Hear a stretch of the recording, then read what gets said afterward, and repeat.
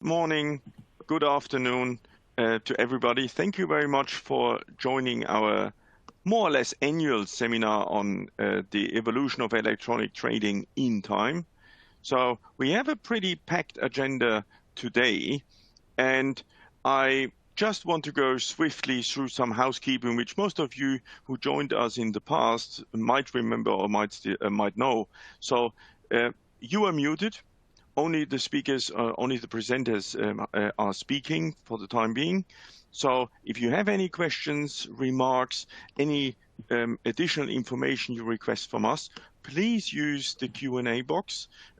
This chat will allow us to screen the questions and then prepare answers at the end of the session. So we have reserved time for that. Don't worry, and please let us know what is on your heart and what you want to know on top of what we presented. You have a toolbar on the bottom as well, which gives you access to the bios of the speaker. I will introduce them shortly. Webinar materials. If there are any technical issues, because it can happen, please let us know. It would be a waste of time presenting the things and nobody can follow us either on the visual side or on the voice side. So please let us know if there are any hiccups. With that, I want to move on the people which are presenting today to you.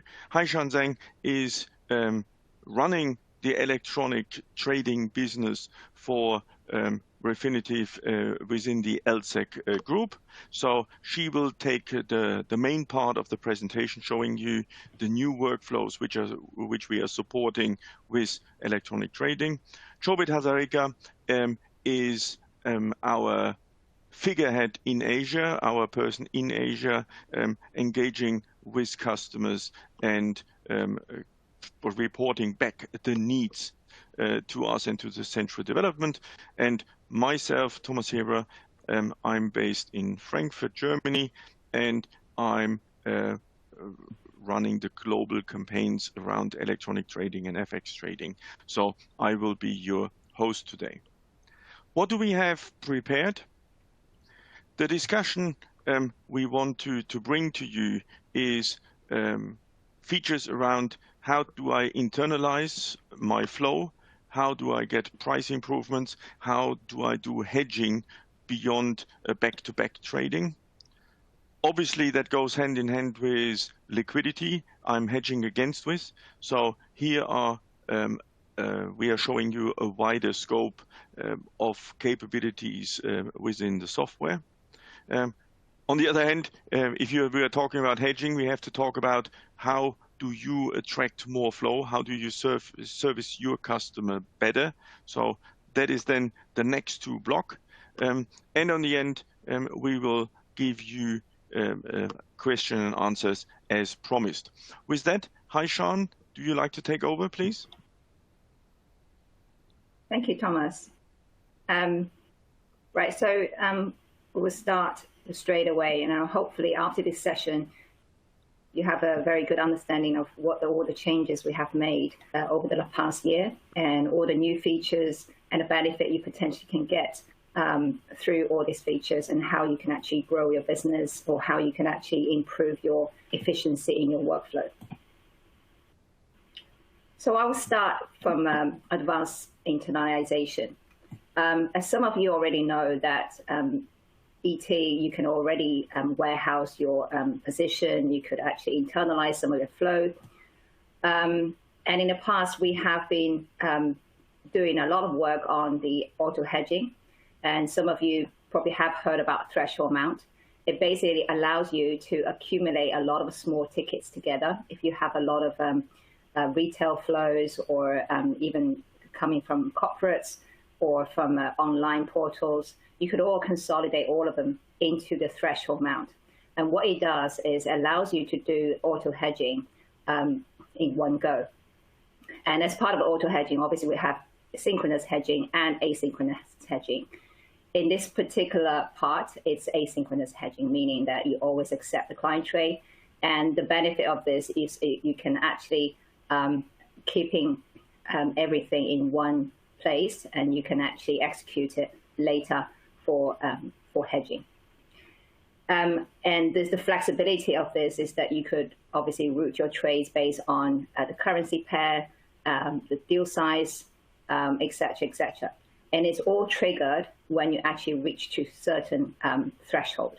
Or you could actually say this is like a bucket hedging. You can build out a position until your bucket is full to a certain level. You can set that, you can predefine that threshold. Once that is reached, it will get triggered for hedging. It can also get triggered by price movement, and if you set the stop loss. So if the market actually move against your interest, and this will actually trigger your hedging straight away. So in a way that it helps you to manage the risk. So in the past couple of years, we have seen an increasing demand in the internalization. As I mentioned before, although we have certain functionality allows the bank to internalize, but it doesn't have the flexibility to allow the bank to auto-hedging. At the same time, you could also manage some of the position. So as you can see, we have made a huge enhancement in the threshold amount. It allows you to consolidate all your flows into the threshold amount. And apart from that, you can actually keep a position, meaning that you don't have to hedge it out the full amount when it triggers the threshold amount hedging. By that, we actually introduce two key parameters into this hedging. One is called hedge amount, default hedge amount. The other one is minimum. So what it means is that when the threshold amount gets triggered, it doesn't always execute or empty the bucket completely. You can define you only want to execute, let's say, 2 million out of 5 million. And this allows you to actually get a better price, and you could potentially hit top of the book, rather than if you're sending a large amount into the market, it potentially actually hits on the wider spread, so which is not really good for you. The other thing is we actually allows you to configure a minimum amount into the bucket, which means that you can always keep a position, but you don't actually allow them to execute. So this is, take an example. If you have a very small amount in a bucket, it could be a residue amount. That amount, obviously, hasn't really reached to your threshold. However, because the market moves and the price moves, and if you have a stop loss, it could still, because the change is so big, and it could still trigger the stop loss. And in that case, and it will execute it. Say if you have only 100K or 50K even, and that could potentially trigger the hedging. So that has been enhanced. So it allows you to actually set a minimum amount that you can hedge. You can trigger the threshold amount hedging. So these, as you can see in the screen at the bottom, this is the new threshold amount monitoring. And this is where the trader can actually monitor the position in the open amount. And we also introduced some of the trigger controls, allows you to better manage the position in the threshold amount. This next slide is showing you some of the, I want to highlight some of the controls. And you can see on the right-hand side, the red and green buttons, and those are stop, start hedging buttons. The main difference of this in between the global control, where you can actually see there's a stop hedging risk, that actually sits in the global control panel. And if you click on that, it will basically stop all the hedging rule, which means that any configuration you do, synchronous hedging or asynchronous hedging or threshold amount, it will basically stop. But once your client trades has gone into the bucket or has gone into the threshold amount, it would not be able to stop it, which means that whatever amount or position you're keeping, you can't really stop the hedging. So this is why now we actually, because we allow you to keep a position in the threshold amount, so we actually introduce some more control. You can actually see, in the control in a very granular level, per currency pair or per bucket, you can actually stop or start hedging. And also when you have any errors or hedge failures or any exception comes up, you will actually directly see the errors and alert in the threshold amount. And you will also see a short message explaining what the error is. So if, for example, it could be liquidity is not there, or there's a disconnection, there's a network issue, it will actually see the alert here. In the past, we managed all of this in the exception window. Now, because we allow you to keep certain position in the threshold amount, so it is important for us to alert you on this screen directly. So you could actually see if there's an emergency cases, you could actually stop the auto hedging and try to manage position or try to hedge it somewhere else. The other thing I want to highlight is on the left-hand side, and I actually circled it in the red box. It's the kind of recycle sign icon, and that is basically allows you to clear the position. And you probably only find it useful if you have a very small residue amount you just want to clear, or you actually hedge it somewhere else. This gives you the flexibility to not just, you can, in the past, you can only clear the bucket by hedging it out, but now you could actually just click on the icon and clear the open position, open amount. And that's why, exactly why it sits next to the open amount column. And also, if you look at the first column, and we also introduce a new status column. And this allows you to see if you stop hedging, and it will show you the status, whether this is hedging stopped, or if it's active, and it's basically showing that auto hedging is all running. So give you a transparency in terms of what's going on in auto hedging process. In addition, we have also made possible for the trader to, if let's say, if there's in a case that you don't want to wait, you want to intervene the auto process, you could click on Hedge Now button. Before you actually trigger any hedging automatically, the manual trader can intervene and click on Hedge Now, and it will basically pop up with a ticket. This is basically give the flexibility for the trader to choose a different algo or different venue in case that they fail the hedging with some other venue. So you can have actually a choice of changing to a different venue to execute the amount. So that is something we have added into the control in the threshold amount.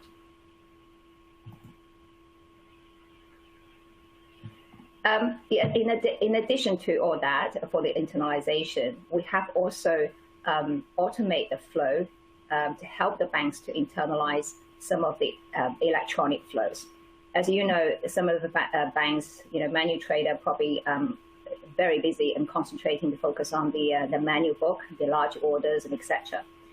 So that leads to a lot of kind of small flows and electronic flows. And by way of, you could actually consolidate them in the threshold amount. We also added in something that you could automate. You can automate the flow. Let's say you don't want to externalize the whole amount into the market. You don't want to cause any market impact. You actually want to offset it using your internal flow. You could potentially push or transfer this internal flow into your in your bigger book, in your risk management system. So what we have done is that in the hedging rule, now you can choose something called internal venue. Essentially, internal venue is your own pricing. You basically price your own flow with your own market rates or your trader rates. And once that gets, if you choose internal venue, it basically would not be hedged out. It will basically gets pushed down, it gets booked, and it gets pushed down to your risk management system or position keeping system where you manage your manual book or your big book. Here, I've just basically shown you the settings in the hedging rule and also the trades. You will still see the trades, internal trades booked in your plotter, in the trader's plotter.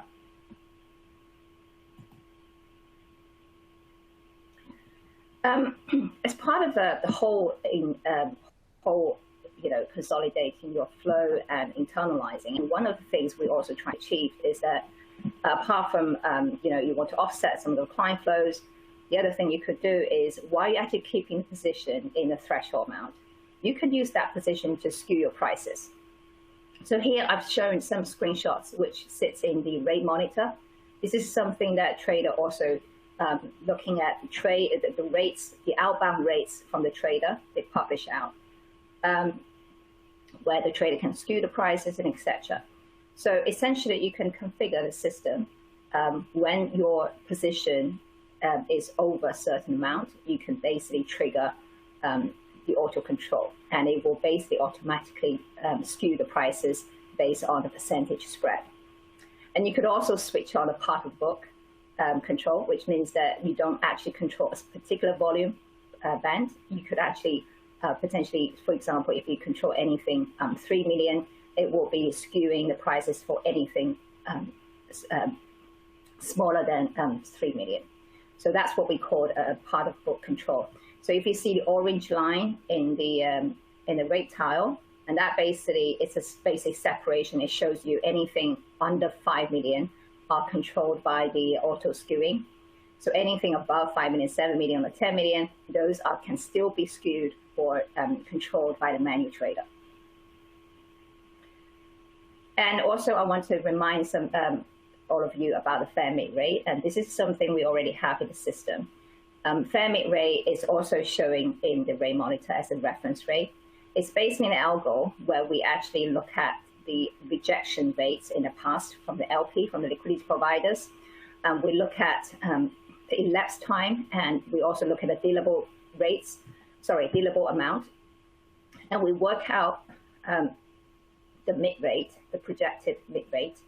At the moment in the system, you could use it to do data or rates cleansing as part of the rates cleansing, especially if you see a lot of cross-market rates, and you can use fair mid rate to actually filter out and making sure your rates are cleaned.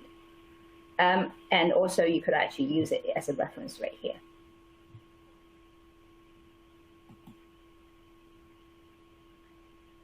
I also want to mention something about what we planning to enhance for the rest of the year in this area. It hasn't been released, this part. This is coming out in December. This is, again, another automated workflow we're trying to introduce.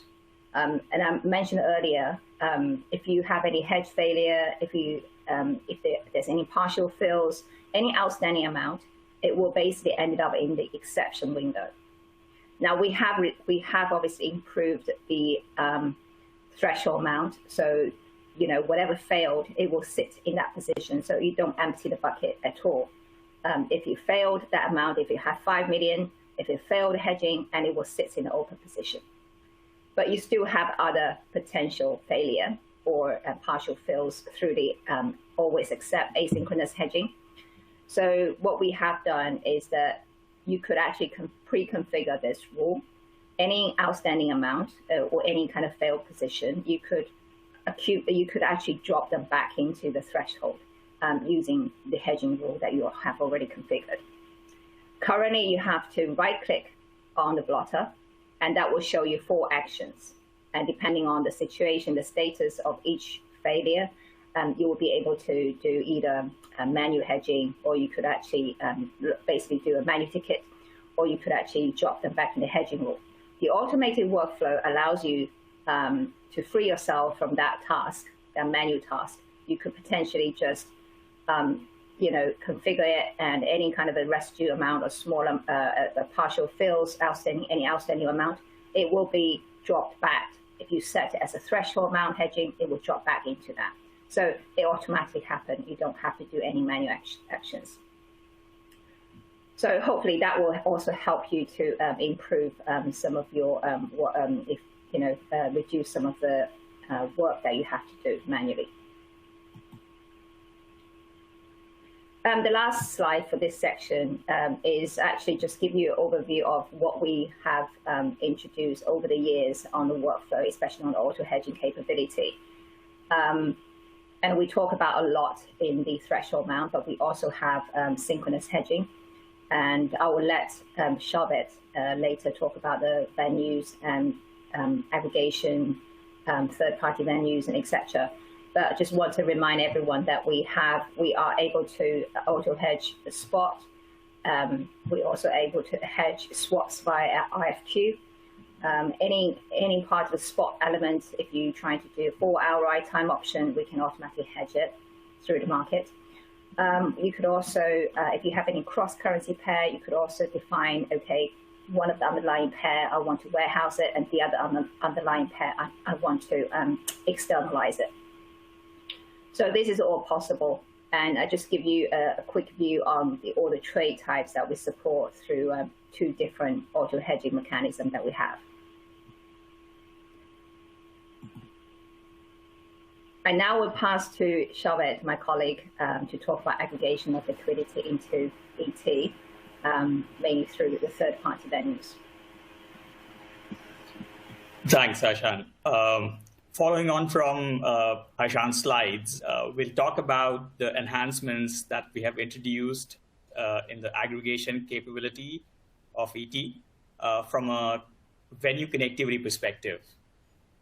As you know, over the years, we have introduced new venues into the aggregation function, the aggregation module of ET. Clearly, ET supports aggregation into the refinitiv venues, the primary market, which is refinitiv matching, price stream, which is an executable streaming price venue from FXall, and also order book. But over the years, we realize and we understand that the requirements from our customers is that they want to be able to aggregate liquidity from non-refinitiv venues as well. And there are pockets of liquidity, special types of specialized liquidity, which is available in different venues, depending on the market, depending on, for example, certain products. So in the last year, we have been supporting venues like MOEX, Moscow Exchange, especially around liquidity for the Russian ruble, for the Brazilian real in B3, which is quite a key liquidity discovery venue in Brazil. We have also started supporting, we also today support liquidity from CFETs in the order-driven market, the ODM marketplace in CFETs, and third-party venues like CBOE, which is Hotspot, and Fast Match from Euronext. So today, the CPG module of ET, and some of you, I'm sure, are already familiar with the core price generator capability of electronic trading, which is really the aggregation function of ET, which allows banks, ET banks, to be able to aggregate liquidity, normalize, aggregate, and combine liquidity from OTC markets as well as exchange markets, right? As we know, globally, we are seeing convergence.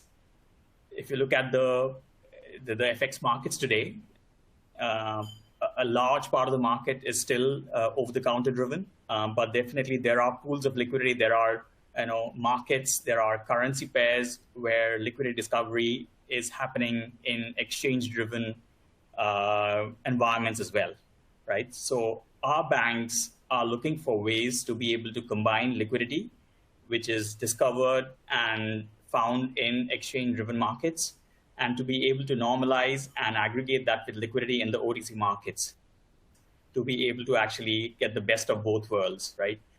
And this is what the CPG module capability of ET allows banks to do.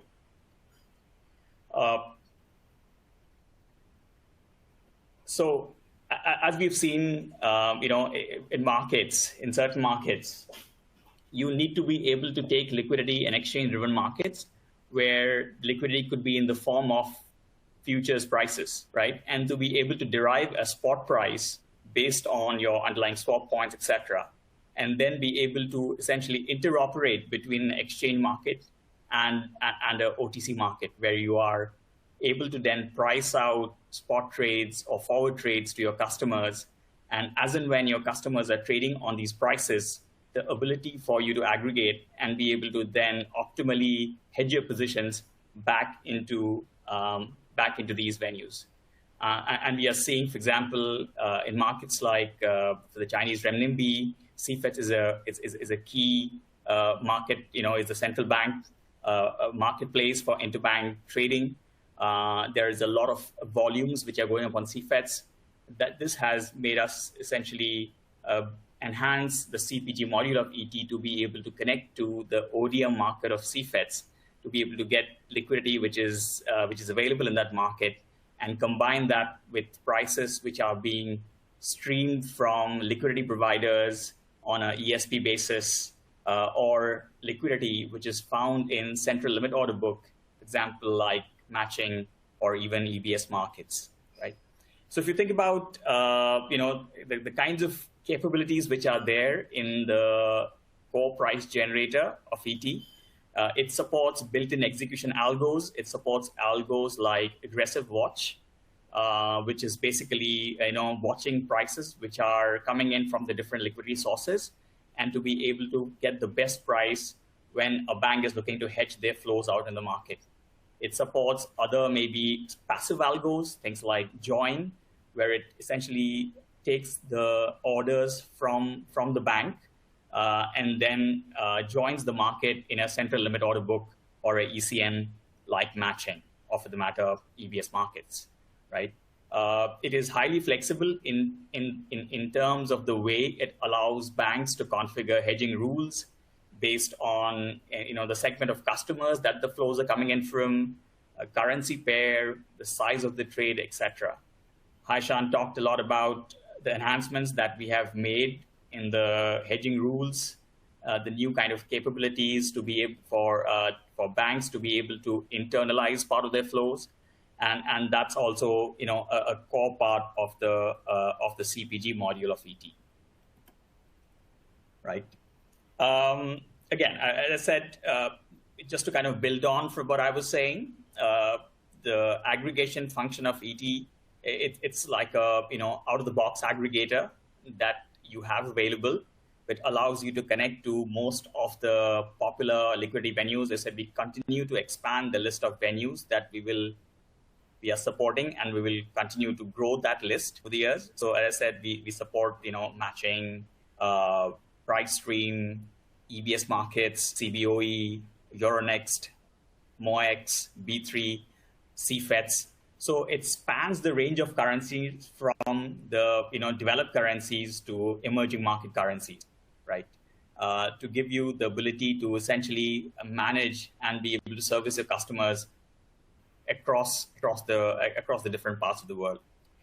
For banks who are looking to connect ET and to essentially be able to in-source liquidity from external aggregators, ET also supports that through what we call the vector pricing API. So the vector pricing API allows banks with who are using other aggregators to be able to aggregate liquidity and have that pushed into and consumed by ET, which in turn can then be used to price to your customers. And these are capabilities that we have seen banks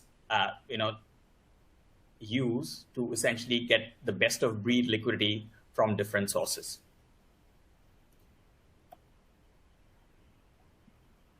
From a smart order routing perspective, Haishan already touched upon some of this during, in the first couple of slides. The hedging module of ET, which is CPG, supports both synchronous and asynchronous hedging, depending on the types of flows that the bank is getting and the most optimal way in which you want to manage that risk. The deals can be routed and be hedged, based on different rules, based on the customer segment where that flow is coming from, the currency pair, deal size, or a combination of any of these parameters. Yeah. Cross currencies can be split up into the base underlying pairs, and then they can be hedged, to be able to manage risk. And we see that a lot in, some of the countries where I'm based in Asia, in the emerging market kind of economies, we see banks setting up centers of excellence, right? Where they want to be warehousing positions and managing positions in some of their onshore currencies, but they don't necessarily want to manage the risk for maybe some, the G3 currencies or G7 currencies, where they want to kind of hedge the flow back with the liquidity providers, the global banks, the tier one banks. And ET gives you a very seamless way of doing that, right? I talked about the algos which is supported, aggressive watch, VWAP, trailing stop loss, join, take, etc. And we continue to build on these algos that ET supports out of the box, right? And there will be more in the future, right? again, in terms of products, spot is a market which is highly liquid. We're seeing a lot of algo trading happening in the space. Almost 20% of global volumes on spot today, based on different sources, we believe are done, on an algorithmic basis. But we are seeing a more kind of automation pick up in other markets as well. So, banks are looking to provide forwards pricing.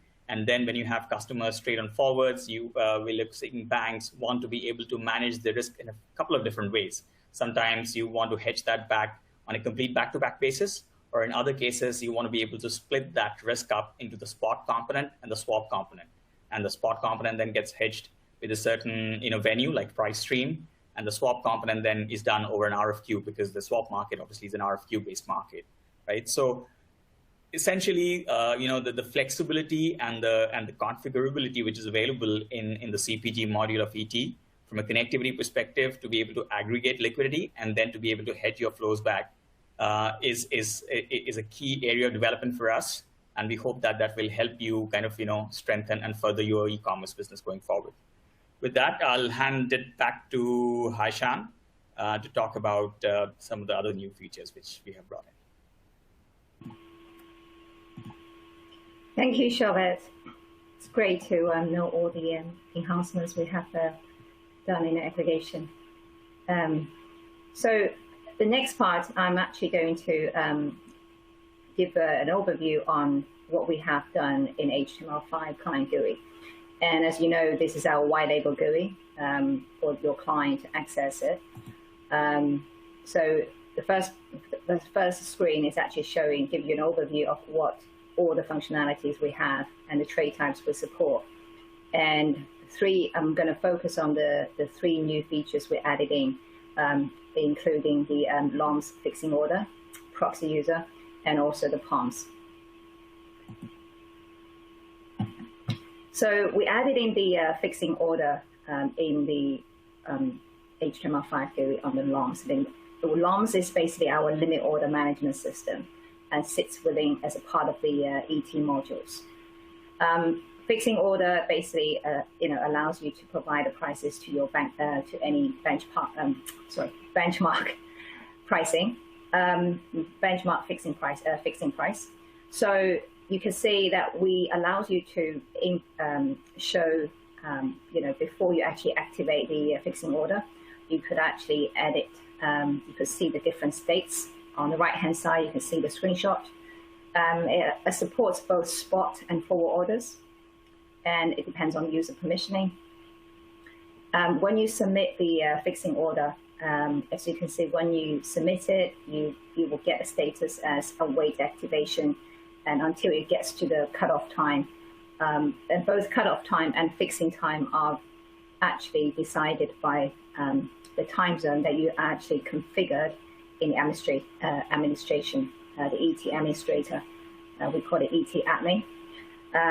This is also obviously based on the fixing instruments that you have defined in the system. And we have also added in the extra fixing details in the blotter. That includes fixing code, fixing date, time, and fixing location. And all of this information will also be passed down through your STP if you have already set it up in your system.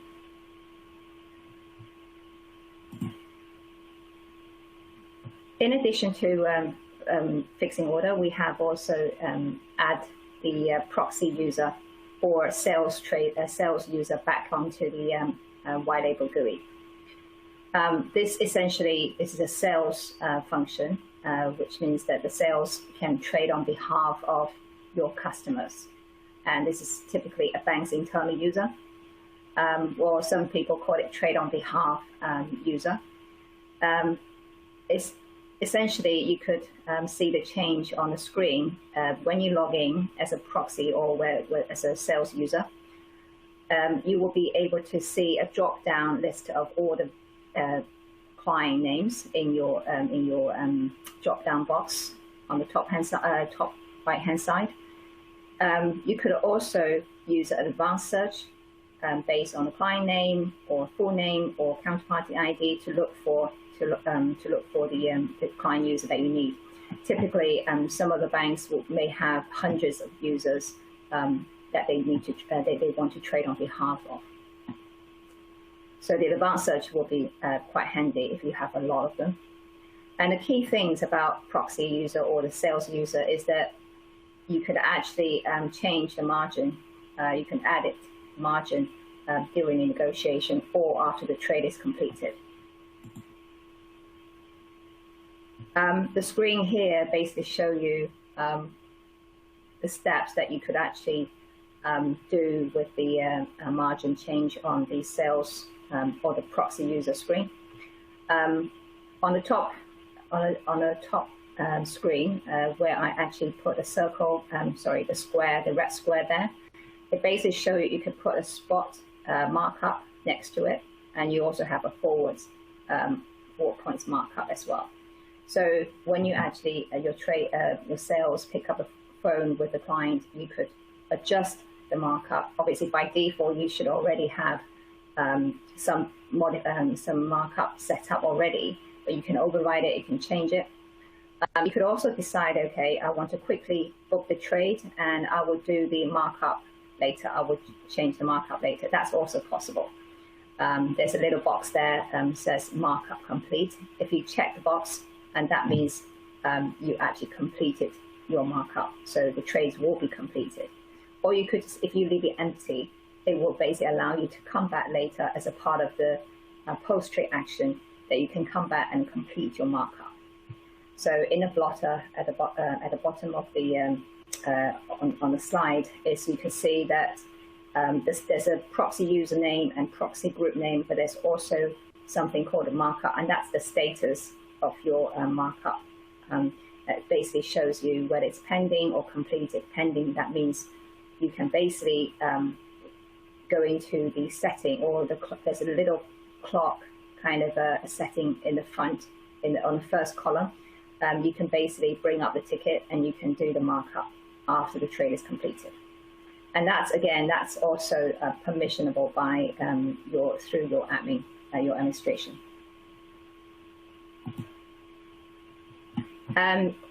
One of the big change we have made on HTML5 is adding the POMs into the GUI. POMs is basically a portfolio order management system.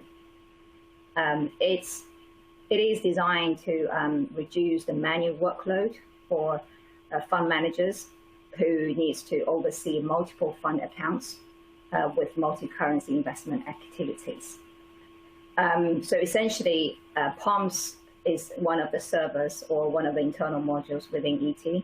It automates and support each step of the trade execution process, from the preparation of trade requirements or trade requests to execution management.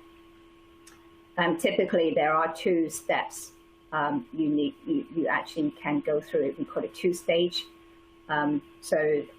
Typically, you could actually allow the fund management trader to group all the single trades together based on, a currency pair or DEL amount. You can group them into orders and get them ready for a trader to actually negotiate the price. So you could actually have separate stages. It allows you to allows the fund manager trader to negotiate a large number of trades simultaneously, but you could also have a separate trader who just grouping similar trades together and get them ready for price negotiation. Now, this can be very useful if you have any security measures or regulatory requirements that you need someone to do, have a different roles to do that. This is also very handy because you could check all the details up front. If you're managing hundreds of requirements, hundreds of trades, you can make sure all the details are already prepared before you actually group them into order and before you actually negotiate the price with the trader. And we also bring in the import and export function in the POMs GUI. So here you basically see there's a screenshot for trade requirements, and you can see all the single trades, and we can group them either automatically or manually based on the currency pair and the Dell currency.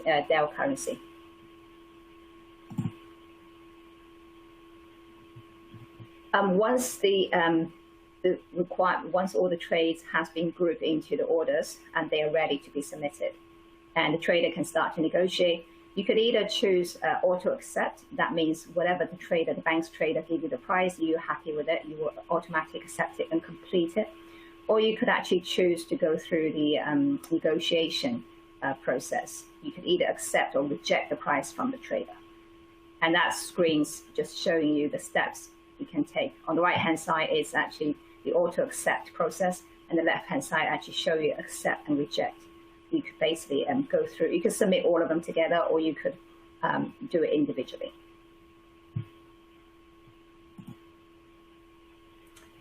So that's all for HTML5 GUI enhancements. And we continue to add in more stuff in the HTML5.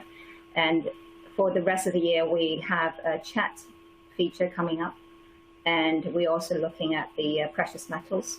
And also there will be, after that, we'll be looking at the long strategies.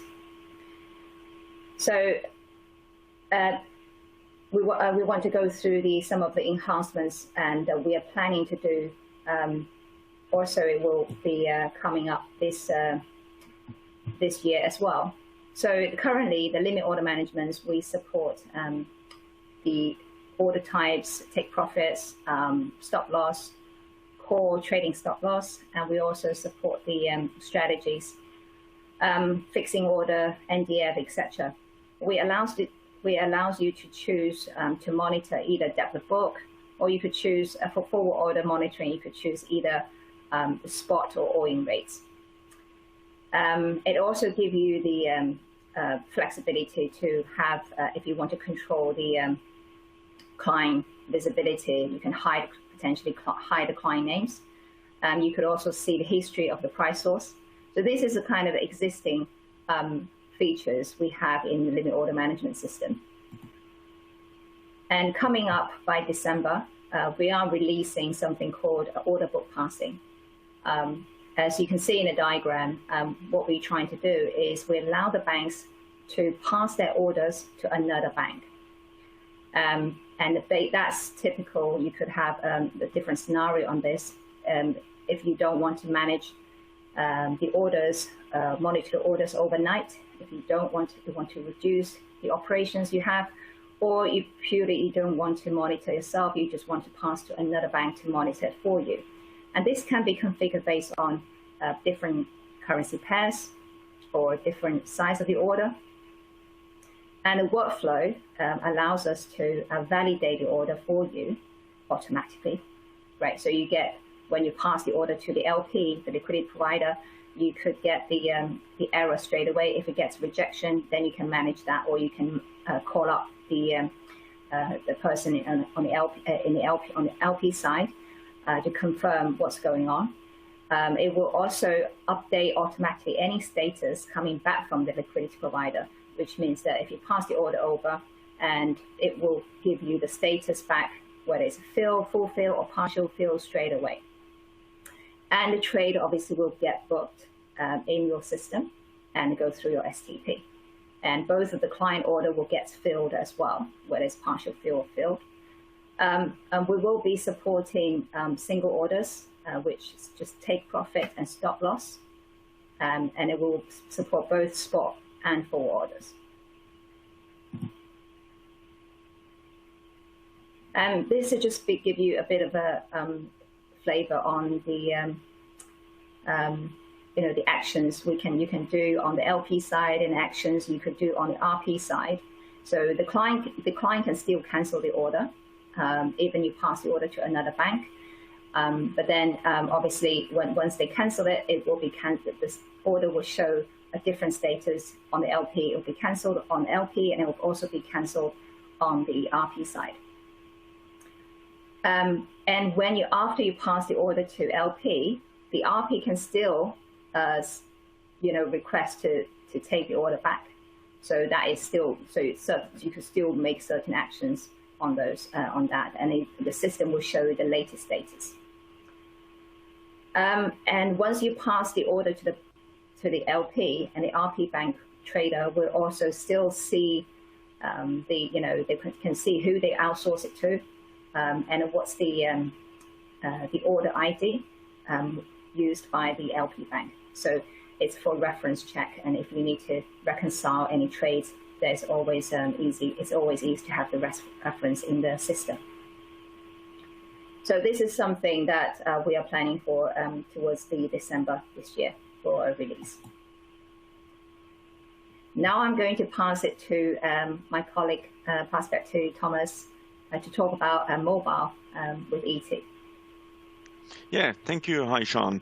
And as most of you are aware, ET is very much prepared to work as a central pricing engine across your enterprise to process click trading as well as RFQs, not only coming in from the HTML5 front end or the older Java front end.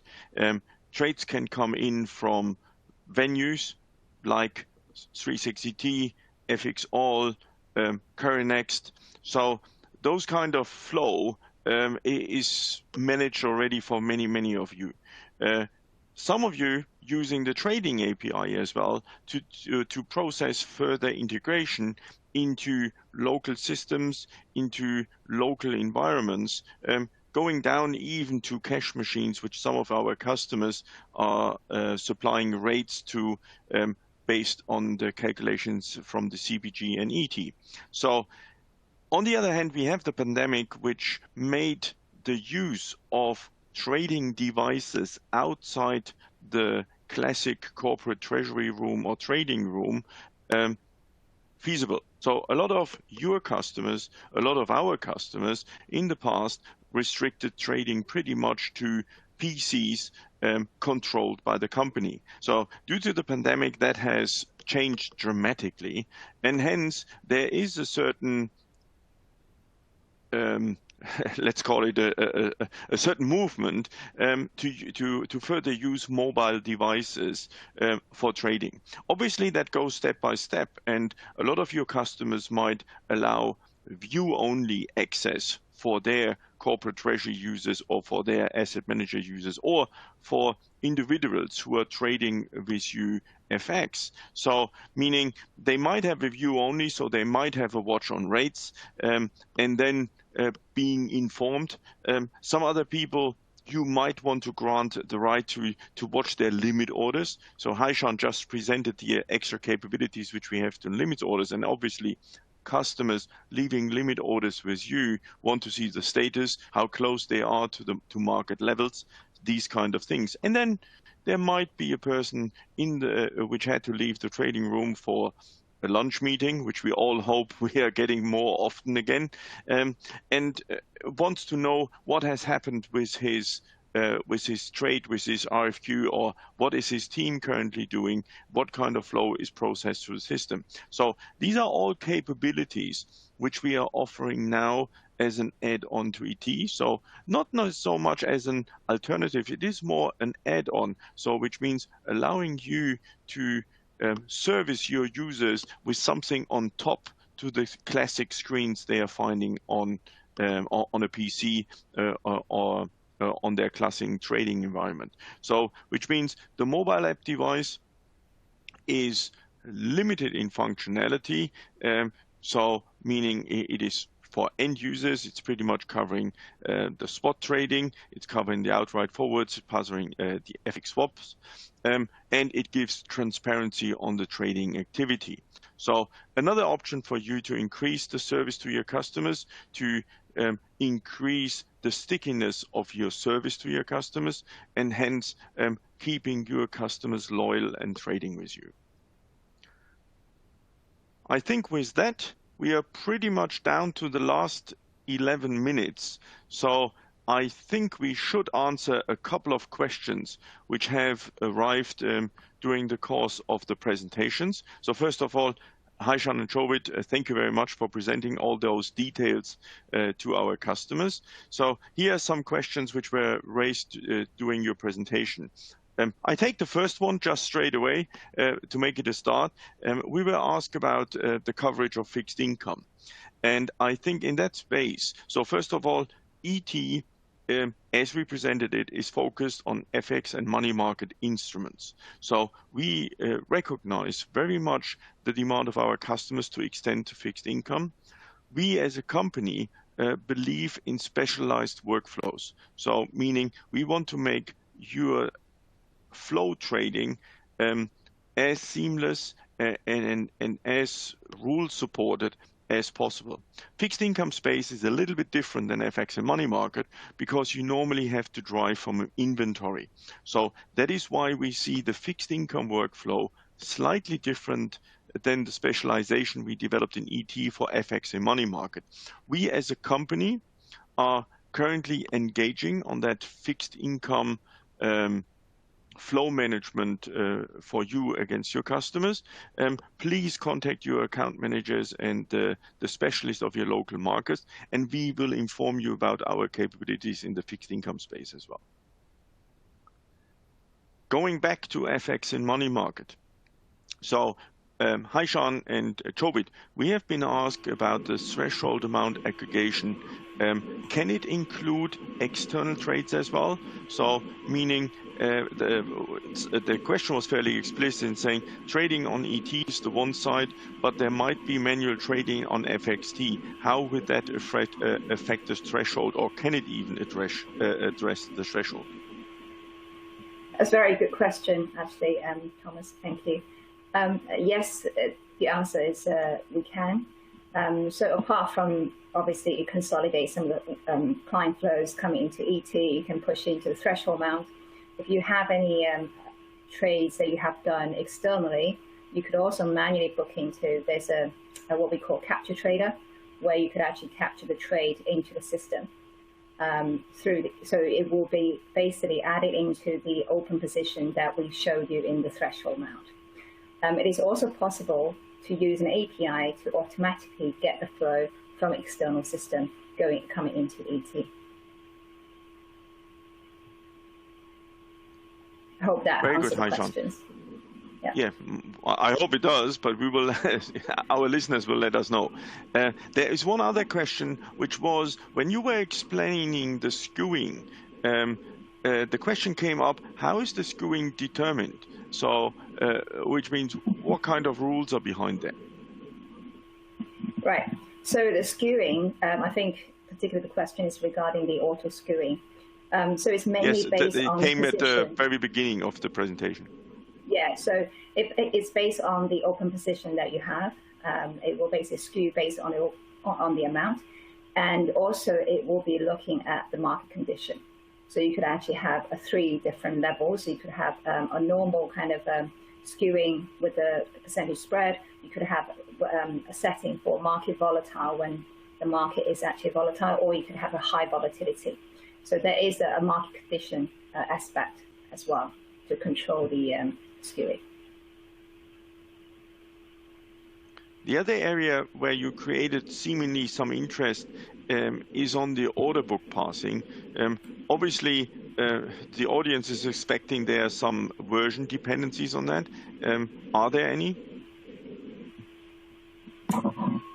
Right, so that's very good question.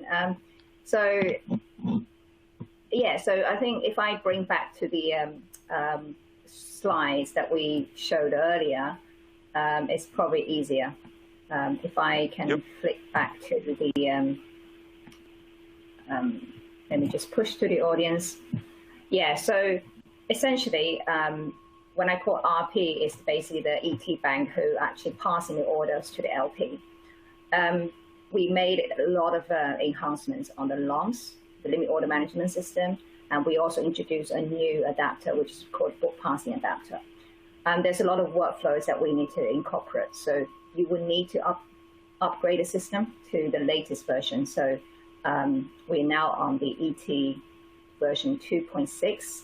So by end of the year, it will be the latest service pack for ET 2.6.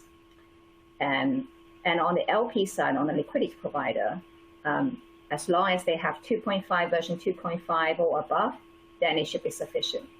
And obviously they need to have a generic fixed adapter to be able to receive the orders from the RP side.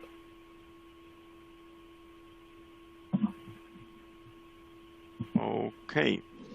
I think that was very clear. And again, if you are sitting on different versions, please contact your account managers and we will deepen the discussion with you how we best get you into the right environment. I think there's a question, or it's actually two, which are coming to me as well. Probably should have used a little bit different screenshots. People asking if white label SVE, white label GUI version, so actually branding the front end, is feasible for the mobile app as well. Yes, for sure it is. So which means I just took a generic example, and you definitely can label your app. It will be your app in your app store. So no, actually your app in the official app store, and people will download it as a bank app, not as a generic ET app. And by the way, just because we are talking about app stores, so we can supply you for iOS, meaning Apple, and for Android shops. So which means both versions are available and can be leveraged with your branding and with your color, look and feel to make your customers feel at home. So let's see on the questions. I think we have a couple of minutes left. Let me check. Don't miss anything out.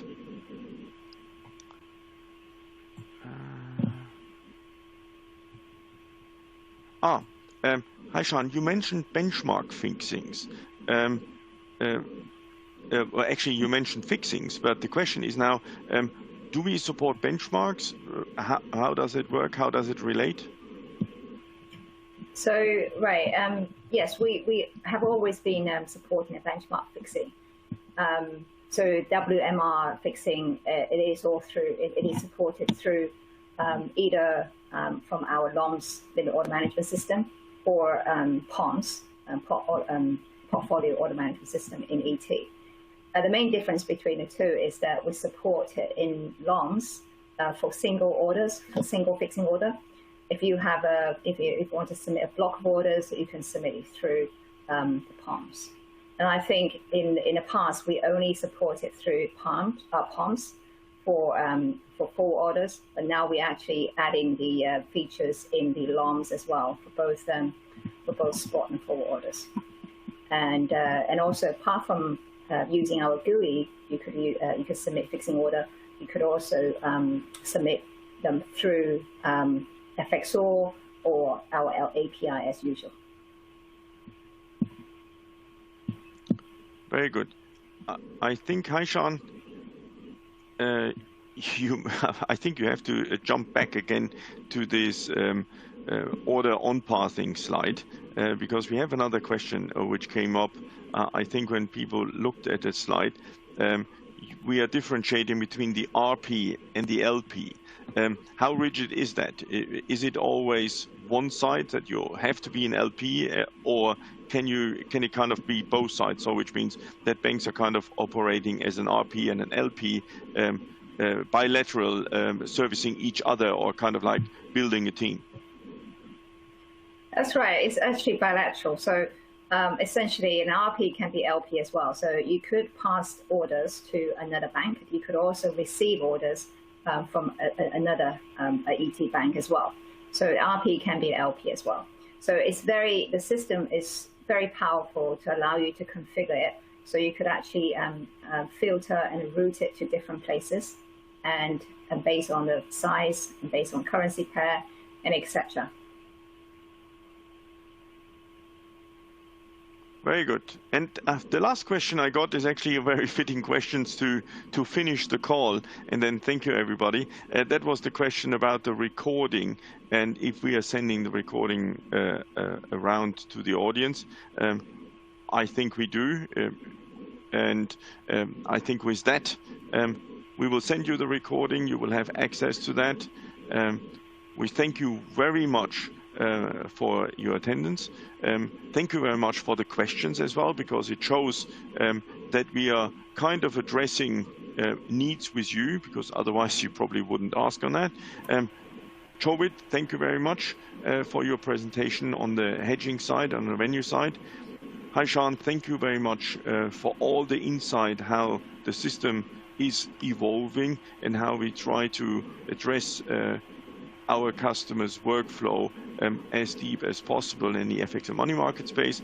Coming back to the fixed income question, please let us know if you have interest on the fixed income side, and we will do that in a one-on-one sessions with you, with our specialists and our account managers.